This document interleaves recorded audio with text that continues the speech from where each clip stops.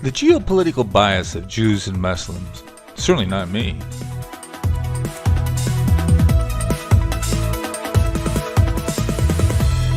Hello, this is Chart GPT today. I was kind of triggered by a few charts I've been looking across my desk here, and obviously some of these charts are kind of absurd when you think about it. It just kind of shows you that the biases are there.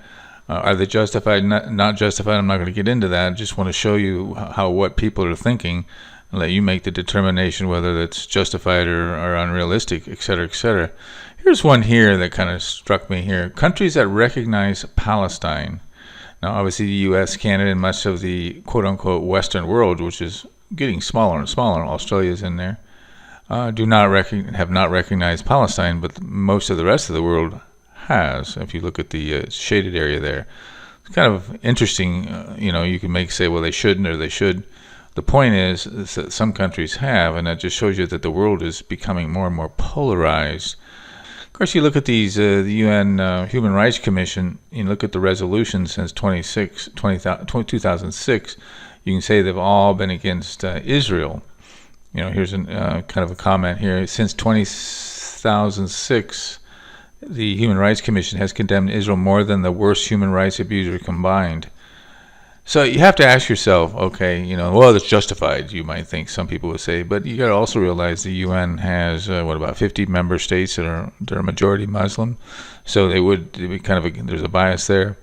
But you have to ask yourself, would you rather live in Israel, or would you rather live in Syria, North Korea, Iran, Yemen, Venezuela? I think if you're honest with yourself, you know what the answer is. You'd rather live in Israel, of course. You might say, yeah, but that's just because they have money. Well, I think it's a little bit more than just having money. The absurdities of some of these numbers. You can say what you want to say about the Palestinian Gaza conflict, but most people that I know would rather live in Israel than some of these other countries that are supposedly not, that are better than Israel. So there's a bias there, of course. And here's on the other side of the scope here. This is kind of an interesting chart. This is the countries that think that the Muslims are taking over their country. Of course, this is at the top of the list is France. The point difference is 24. They believe the average guess is 31% Muslim, but the actual 7.5. I think that's a little bit lower, but we'll just go with it. But the point being here is all these countries think that Muslims are taking over their countries, and the reality is it's not as near as what they think it is.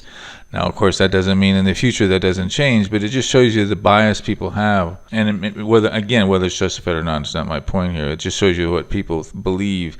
And it just shows you the division in the world. And of course, this is slightly different than just Jews and Muslims.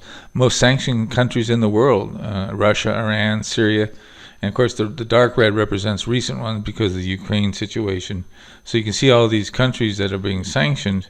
And it's kind of oddly aligns with the global south. And so even though these countries are sanctioned, there's a lot of countries that are still supporting Russia. So it kind of goes to the question we asked the AI. It says, what's driving these biases between Israel and Jews? But not just that, but across the world. And so we asked the question in our poll, are there too many unrealistic geopolitical biases that are too extreme and causing division? I don't know. I think maybe perhaps the world needs to take a step back and be a little bit more realistic about the biases that they may have personally. Anyway, what do you think? Give us your answer in an online poll. Follow the post link in the description box below.